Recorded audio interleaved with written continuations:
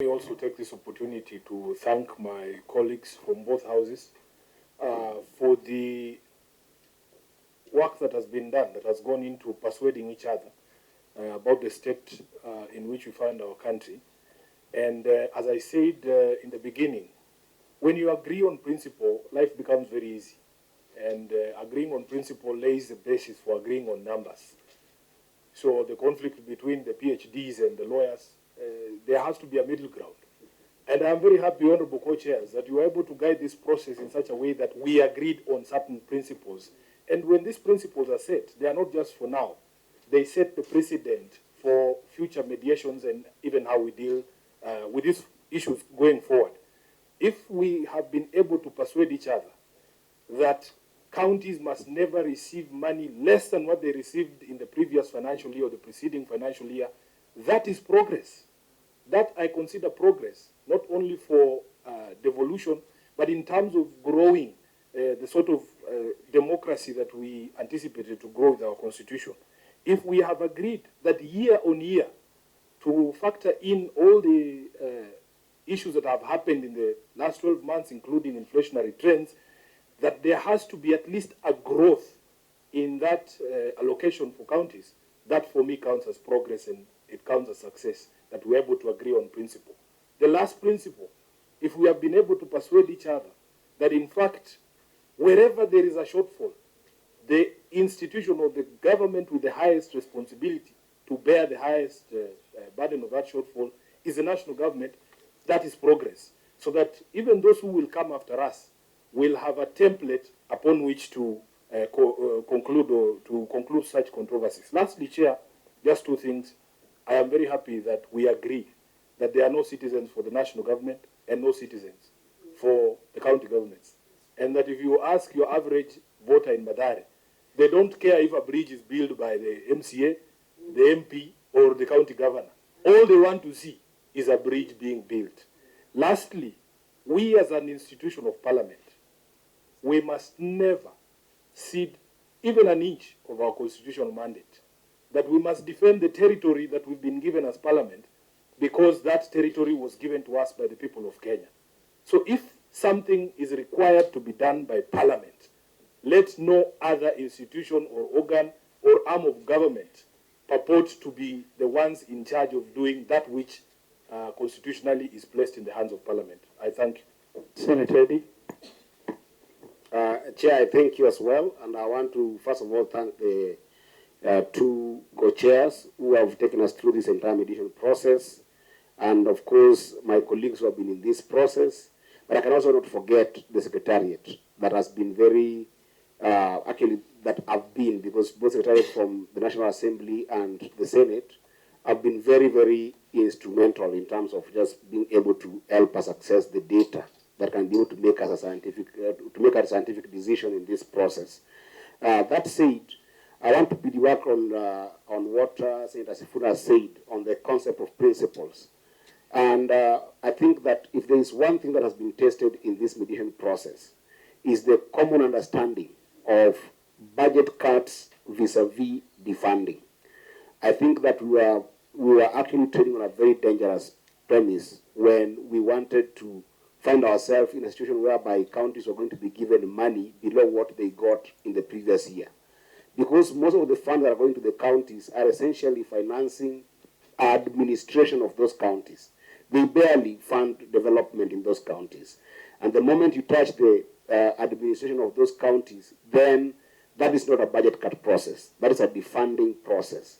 And because of those principles that Senator Sifuna has talked about, of not giving counties less than money they received from the previous year, and to make sure that there's always at least a marginal growth in terms of revenue that counties get, these two principles will enable us to make sure that there is never an attempt to defund counties, which is a very serious progress. But that said, there are still some serious development projects that counties are still facing, because some of these are commitments that have already been made. One of those that is key has been the issue of KIPES. That was part of this conversation. The county integrated development, county integrated industries industrial parks that were supposed to be developed by counties.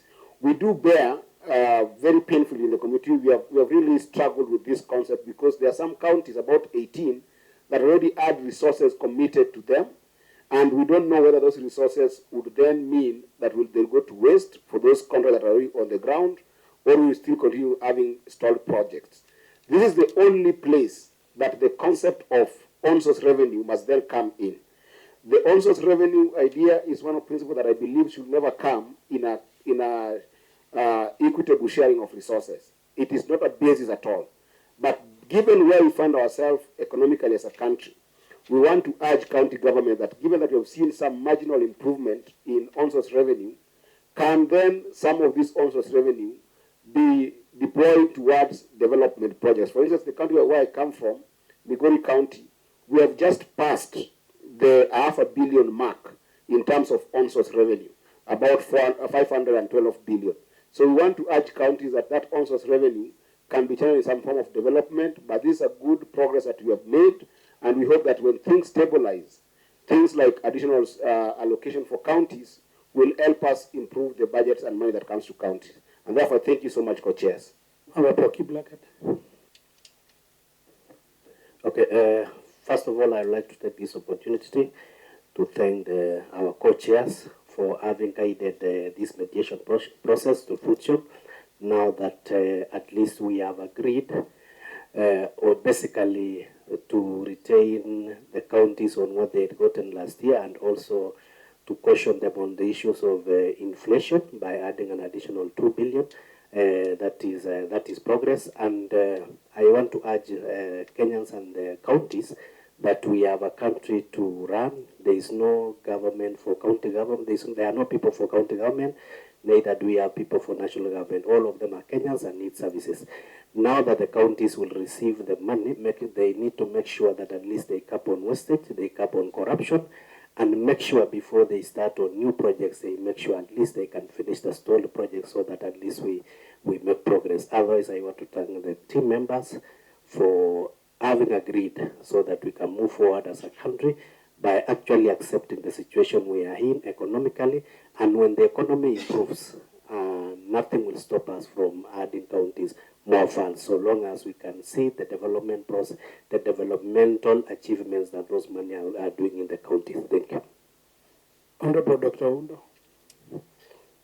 Thank you, the co-chairs. Thanks a lot, the secretariats, especially the Parliamentary Budget Office, for the data and information supplied us, has helped us to have a sober and objective discussion as we arrived at the figure of 387.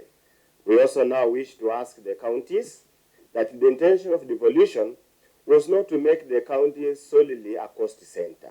They are supposed to spur economic growth, and we do hope and believe that the funds we have allocated to them, they will continuously rationalize their budget and their expenditure to ensure there is adequate funds allocated towards physical development, because this is what spurs the economy.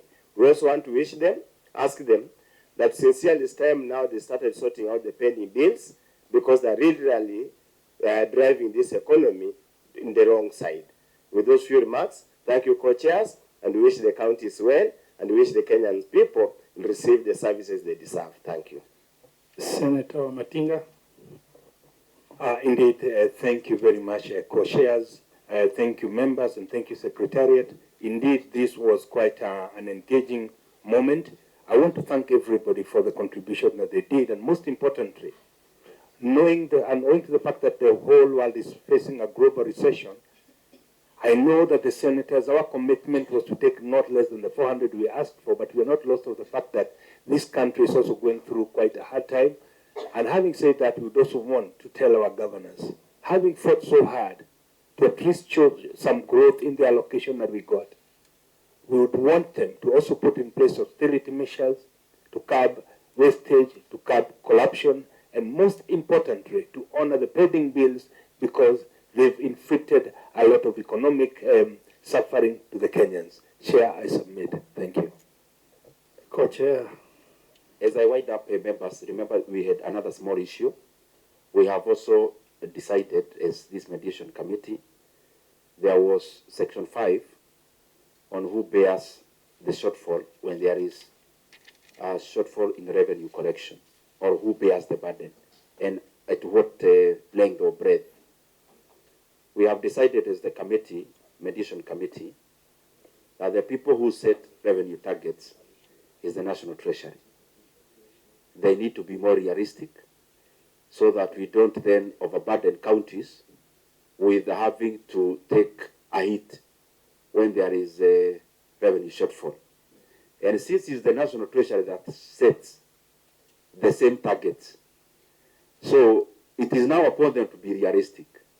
If they are not realistic and they set high targets, when there is a shortfall, since the counties never set the targets, it is the National Treasury or the national government to bear the entire shortfall, so that also we don't handicap our counties from prudent planning of the resources that we are advancing them. Thank you very much. Let me say that a good mediation is one where parties listen to one another and consider the views of one another on the basis of mutual respect and understanding and appreciating the issues that need to be canvassed during the mediation process.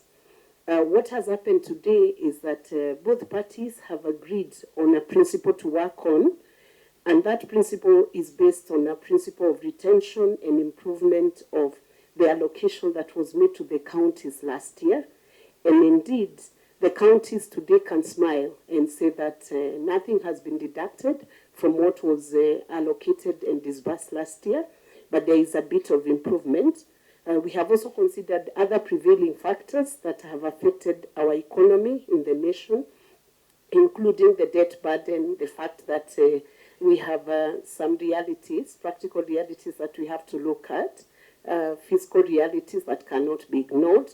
And as a result, though we could not get exactly the 400 billion that we hoped to get for the counties, we know that we also have to be realistic so that we don't overdrive the Treasury or the Ministry of Planning into taking more debt for our nation. So what we've come up with is comfortable for the nation, is comfortable for the counties for the time being, and I'm sure we will be able to improve the services at the county level. It is clear that counties would also need to improve on how own source revenue is being collected at the county level, so that we do not put all the burden on the national budget. And that would help us, would help the counties to stop being over-reliant on country budget, on the national budgets. So I want to thank the members for this successful mediation, and we hope that even the other mediations that are being done within this sector will be as successful as the one that has been done today. Asante. Dr. Makali. Thank you very much. There being no other business, the meeting stands adjourned. And to our members of the press, thank you very much for diligently covering these processes throughout. Thank you. So members, our secretariat will get in touch with you to sign the adoption report, Yes. and then we table in the houses. Thank you very much. Thank you.